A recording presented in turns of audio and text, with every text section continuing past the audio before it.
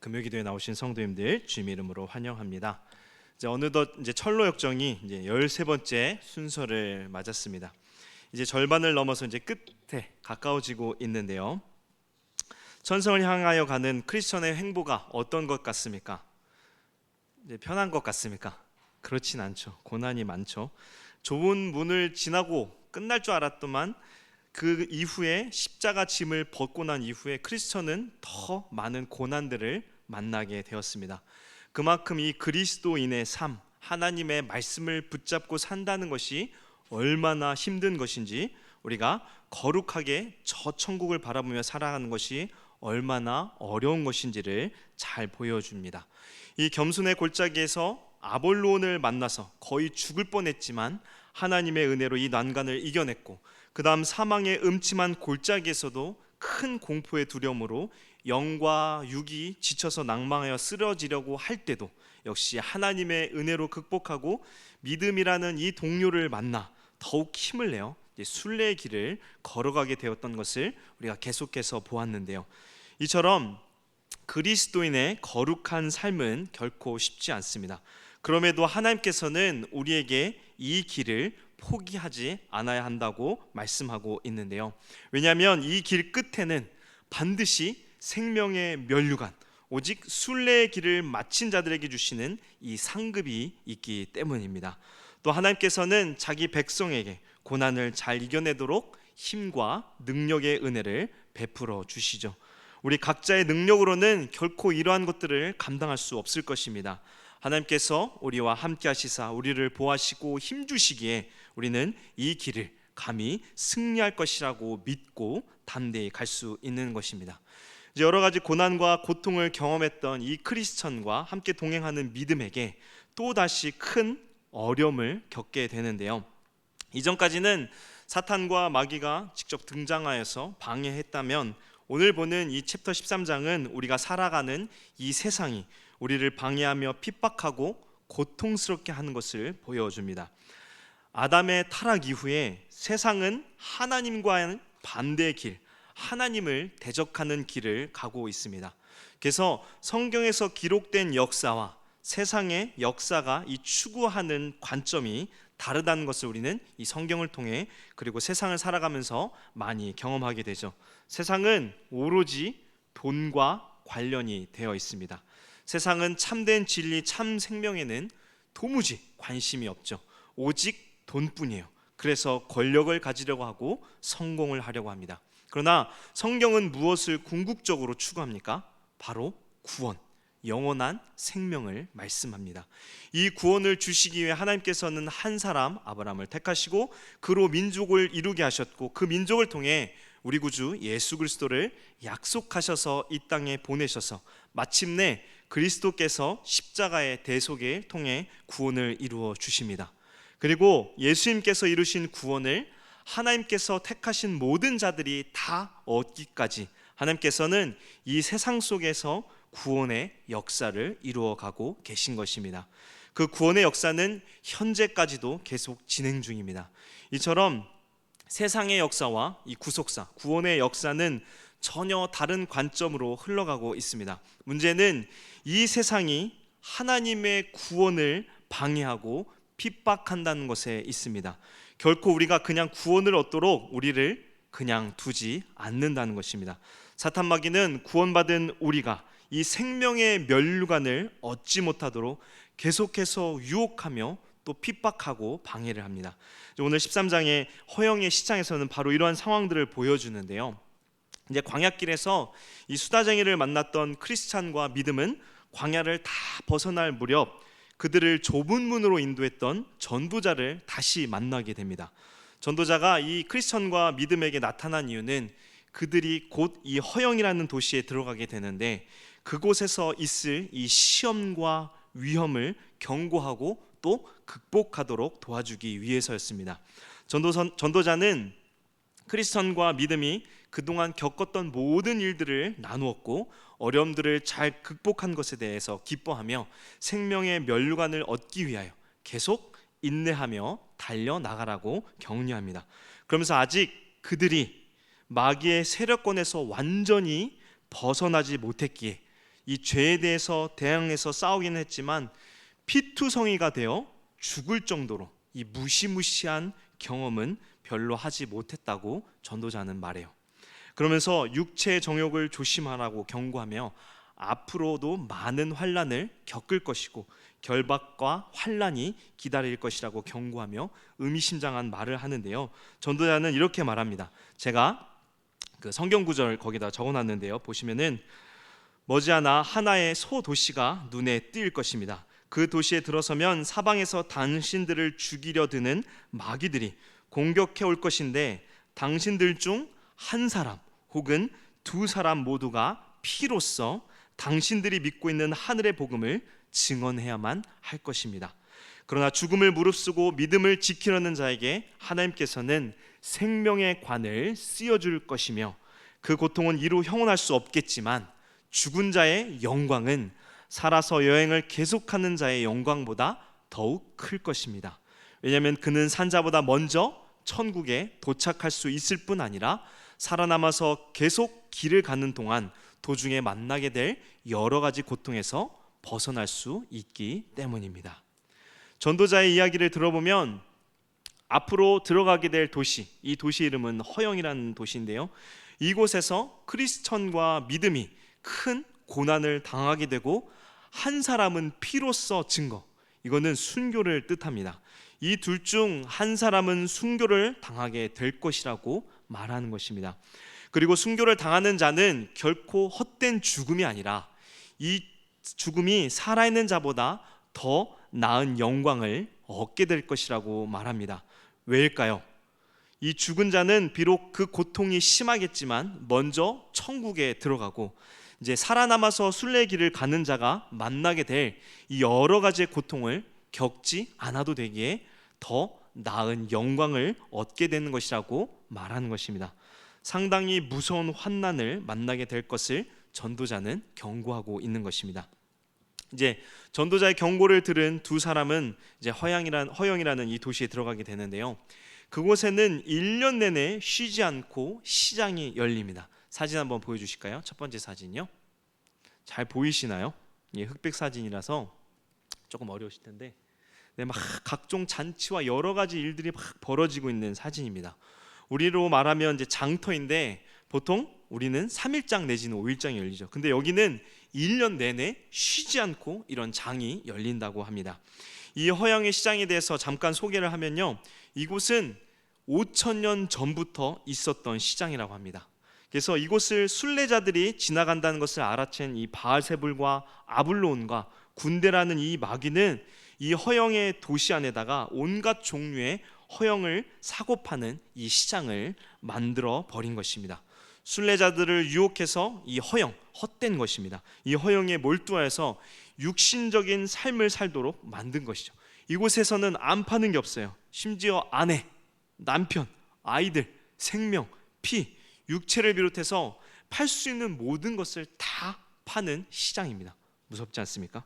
그리고 이 시장에는 온갖 사람들이 이제 이 마술사들, 사기꾼들, 도박, 불량배들, 이 쾌락과 악에 젖은 사람들이 있었고, 그래서인지 도둑질, 그다음에 살인, 간통, 피 묻은 것 등 이러한 무시무시한 것들을 언제든지 무료로 관람할 수 있게 한다고 합니다.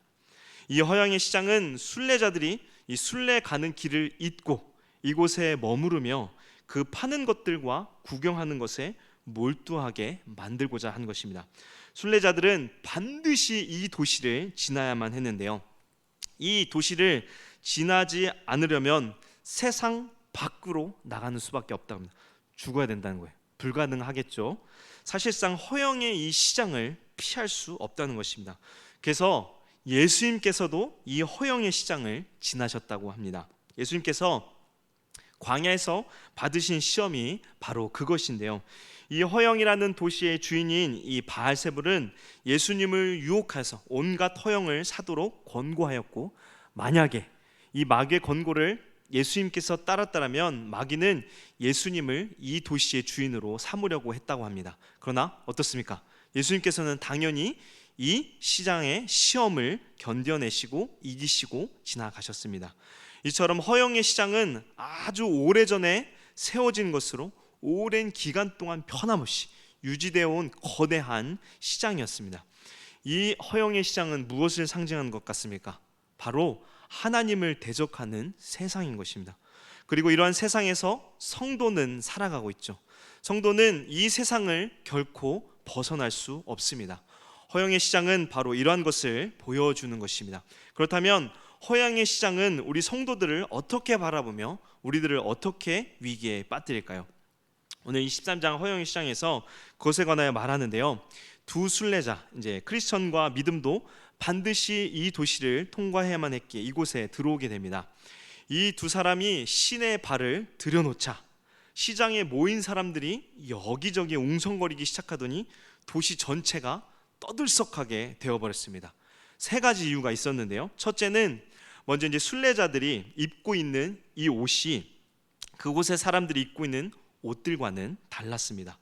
이 허영의 시장에 있는 사람들의 옷은 사치스럽고 화려했을 것입니다. 그러나 크리스천은 하나님의 전신 갑주를 입고 있었고 믿음도 아마 이와 비슷한 옷을 입었겠죠.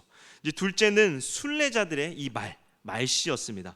순례자들이 사용하는 말은 하늘의 언어였기에 이 시장에서 그들의 말을 알아듣는 사람이 거의 없었다고 합니다. 그리고 세 번째는 이 순례자들의 태도였는데요. 크리스천과 믿음은 허영의 시장에서 파는 물건들을 조금도 거들떠 보지 않았습니다. 상인들이 물건을 팔아달라고 그들을 부르면 그들은 어떻게 했는가? 두 손으로 이제 귀를 틀어 막고선 내 눈을 돌이켜 허망한 것을 보지 말게 하소서라는 시편 119편 37절의 말씀을 막 부르짖으면서 지나갔다고 합니다. 그러자 두 순례자들을 비웃던 한 상인이 이들에게 물어요. 무엇을 사고자 하십니까? 하고 묻자 그들은 상인을 정색하고 바라보면서 우리는 진리를 구하고 있습니다 라고 대답을 해요. 이 대답으로 인해서 이들의 조롱은 더욱 심해졌고 결국 그들에게 사람들이 시비를 걸고 때려눕히자고 선동을 하고 시장 전체가 떠들썩하게 큰 혼란과 소동이 벌어지고 만 것입니다. 이 소식은 곧 이 시장의 주인에게 알려져서 이 시장의 소동이 어떻게 일어나게 되었는지 이제 이 두 사람을 잡아서 신문하도록 했는데요. 그들은 재판장으로 끌려갔고 결국 이 몇몇 신문관들에게 신문을 당하게 됩니다. 순례자들은 신문관들에게 자신들은 이 영원한 본향인 하늘의 예루살렘을 향해 가고 있는 순례자들이자 이방인이며 이 도시에서 어떠한 나쁜 짓도 하지 않았다고 대답을 합니다. 그러나 신문관들은 이들의 말을 듣지 않고 오히려 이들을 때리고 옥에 가두어 모든 사람들의 구경거리가 되게 합니다. 사진 한번 보여주실까요? 이렇게 옥에 가두고요, 사람들에게 눈에 보이게끔 이렇게 해놓는 겁니다. 크리스천과 믿음은 그들의 구별된 모습으로 인해서 결국 감옥에 갇히고 사람들의 구경거리가 되었는데요. 이러한 모습은 하나님을 반대하는 세상과 그 안에 살아가는 그리스도인을 보여주는 것입니다. 세상은 말씀과 믿음을 따라 거룩하게 살아가는 그리스도인을 볼 때 그들과 다른 것을 상당히 불쾌하게 여깁니다. 그리고는 자신들과 같은 모습으로 허영을 사고팔며 또 같이 함께 살자고 유혹하죠. 그러나 두 순례자들이 그것을 거절하자 어떻습니까? 이내 비웃고 조롱하다 시비를 걸고 결국 싸우게 만드는 것입니다. 세상은 결코 우리들이 세상과 타협하지 않고 말씀 따라 사는 것을 기뻐하지 않습니다. 그리고 우리들을 넘어뜨리려고 조롱하며 시비를 걸고 감옥에 보내어 구경거리가 되어버리도록 우리를 핍박하며 우리가 가는 길을 방해하는 것입니다. 즉 말씀을 붙잡고 세상과 타협하는 것을 거부하고 거룩한 삶을 살 때 성도는 이 세상에서 고난을 당할 수밖에 없다는 것입니다.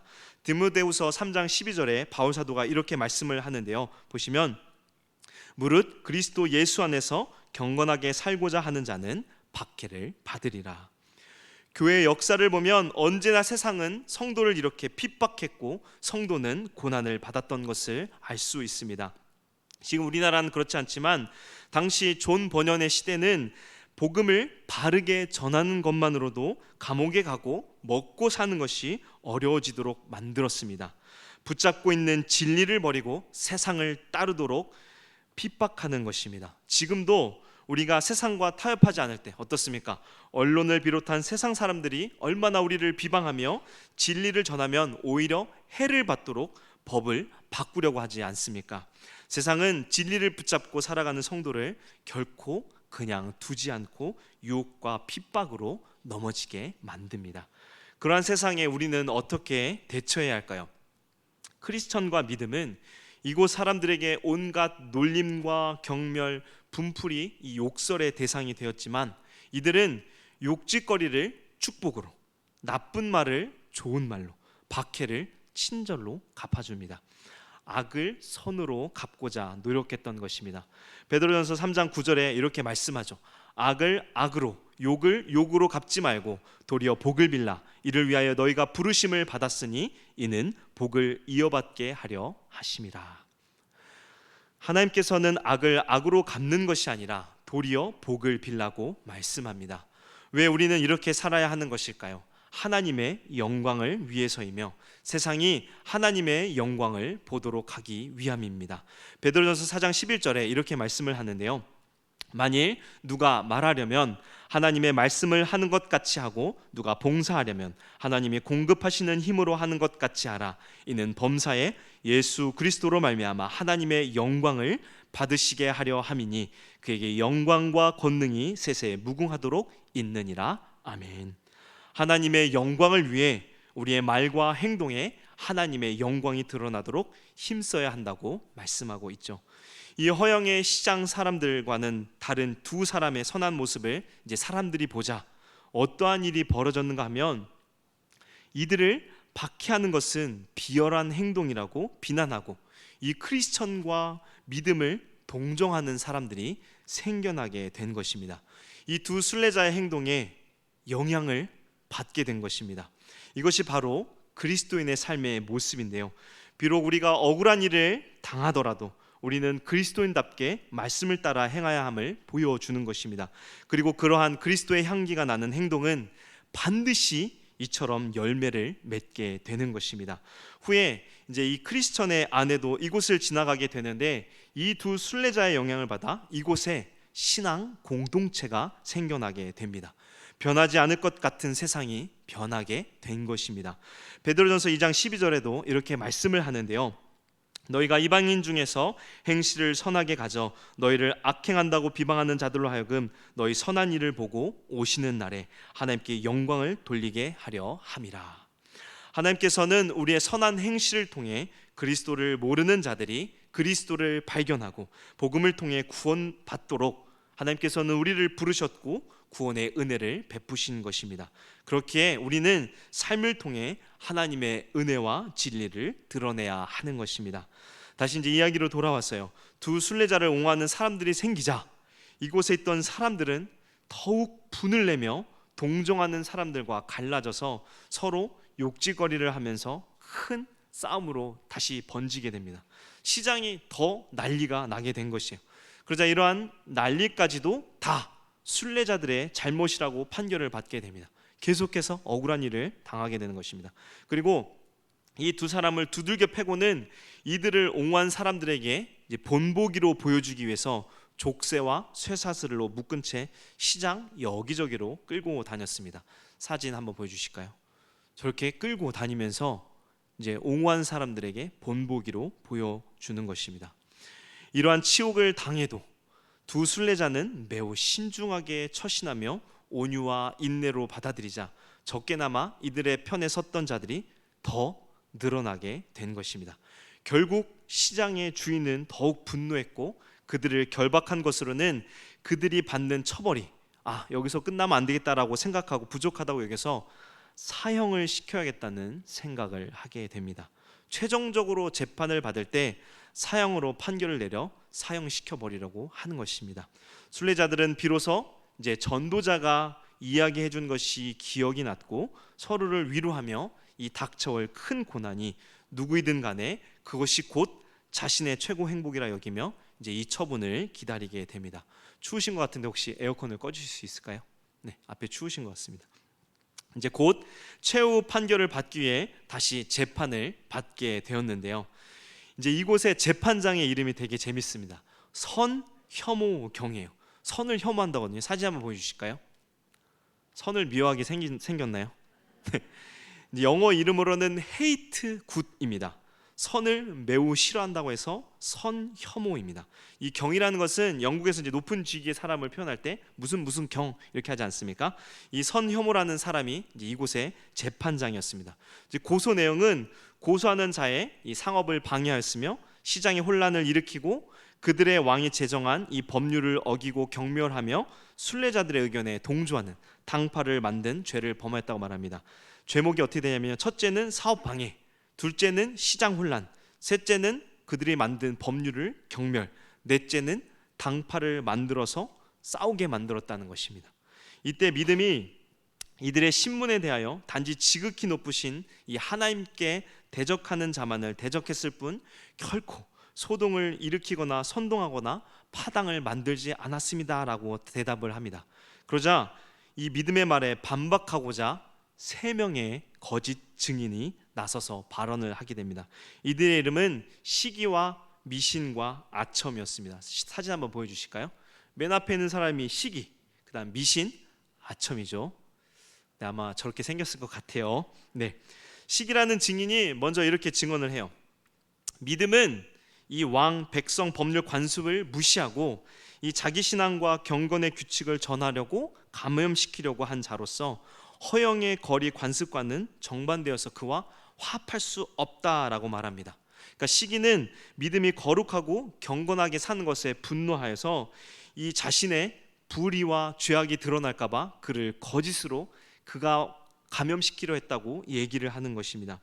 두 번째로 미신은 믿음에 대해서 이렇게 증언을 하는데요. 믿음은 이렇게 얘기합니다. 믿음은 우리 종교를 무가치한 것으로 하나님을 기쁘시게 할 수 없고 죄악에 빠졌고 결국 저주를 받아 지옥에 떨어지게 될 것이다 라고 얘기해요. 무슨 말이냐면은 그들이 믿는 종교가 헛된 것이고 지옥에 갈 것이라고 믿음이 얘기했다는 것이죠. 미신은 하나님 아닌 다른 것을 숭배하게 해서 이곳 사람들을 어둠에 빠지게 하고 벗어나오지 못하게 하는 것으로 많은 돈을 벌었던 사람이죠. 그런데 믿음이 이러한 우상 숭배를 저주받은 것이라고 진실을 말하자 어때요? 생존의 위협을 받게 된 것입니다. 그래서 미신 역시 이렇게 증거하게 된 것입니다. 다음으로는 아첨이 믿음에 대해서 증언을 하는데요. 아첨이 이렇게 얘기합니다. 우리의 고귀한 대왕이신 바알세부를 비방하였고 존경할 만한 옛사람, 음란, 사치, 허영, 세욕, 탐욕 등 이 귀족들을 도시에서 내쫓아야 한다고 비방했습니다. 아첨은 이름의 말 그대로 허영의 시장에서 이제 환심을 사려고 잘 보이려고 하는 사람이죠.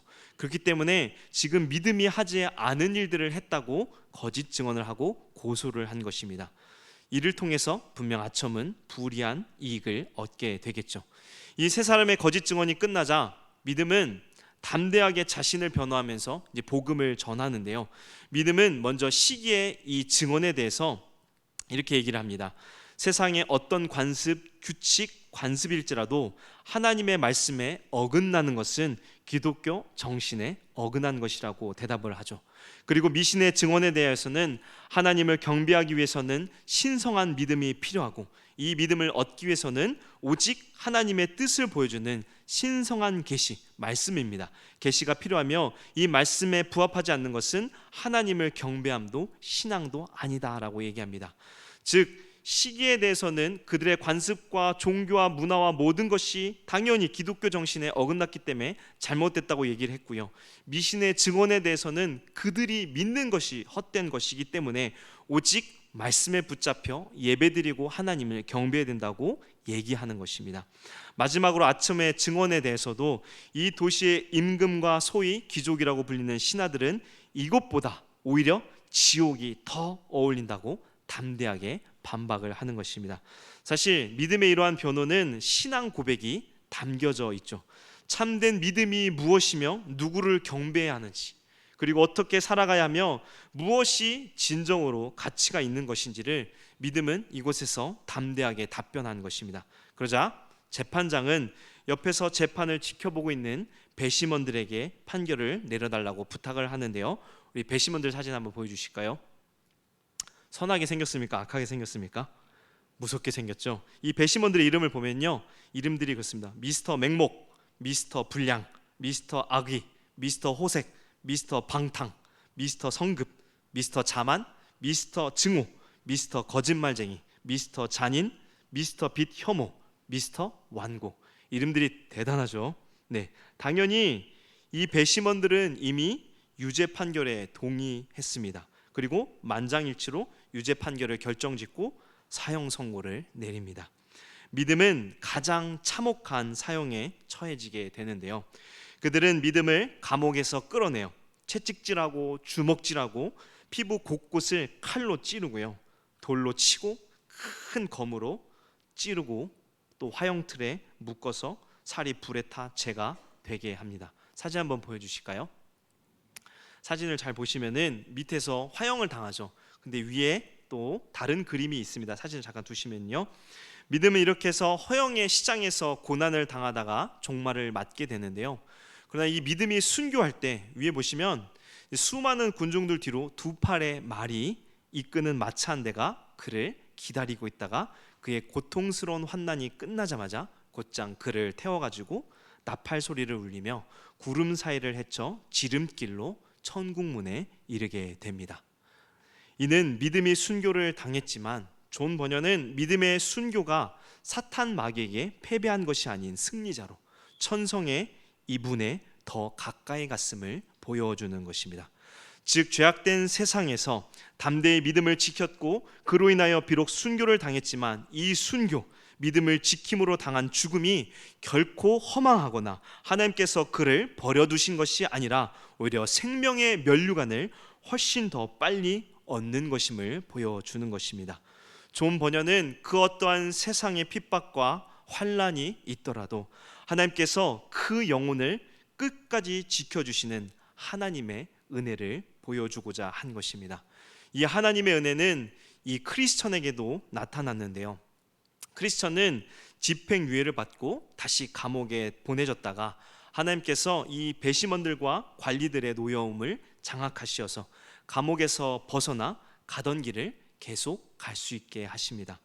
하나님께서는 세상의 권력자들로부터 크리스천을 보호하시고 무사히 허영의 도시에서 벗어날 수 있게 해주신 것입니다. 여기서 우리가 한 가지 기억해야 할 것은요, 왜 믿음은 순교하였고 크리스천은 하나님의 섭리로 탈출하게 되었는가입니다. 여러분은 왜 이러한 차별이 있다고 생각하십니까? 하나님께서 믿음은 덜 사랑하시고 크리스천을 더 사랑해서 그런 것 같습니까? 이는 더 사랑하고 덜 사랑하고의 문제가 아니라 하나님의 주권적인 뜻이기에 사실 우리는 그것을 알 수 없습니다. 그렇게 우리는 이것을 절대로 우리가 우리의 뜻대로 함부로 판단해서는 안 될 것입니다. 분명 믿음의 순교의 피는 나중에 교회의 씨앗이 되어 많은 이들이 이 증거를 받고 순례의 길을 떠나게 됩니다.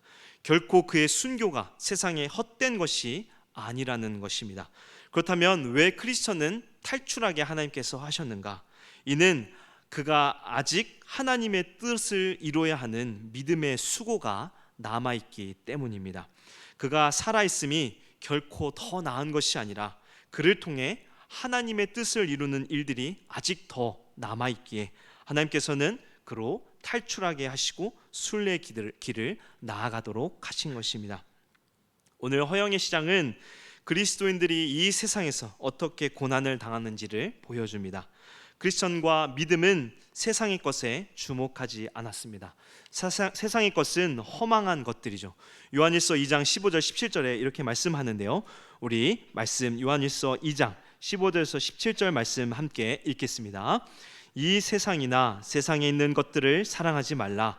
누구든지 세상을 사랑하면 아버지의 사랑이 그 안에 있지 아니하니 이는 세상에 있는 모든 것이 육신의 정욕과 암흑의 정욕과 이생의 자랑이니 다 아버지께로 온 것이 아니오 세상으로부터 온 것이라. 이 세상도 그 정욕도 지나가되 오직 하나님의 뜻을 행하는 자는 영원히 거하느니라. 아멘.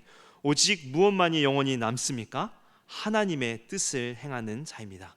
그리고 크리스천과 믿음은 그들의 위협과 핍박에 굴복하지 않았습니다. 이는 우리가 두려워할 대상이 무엇인지를 분명히 보여주는 것입니다.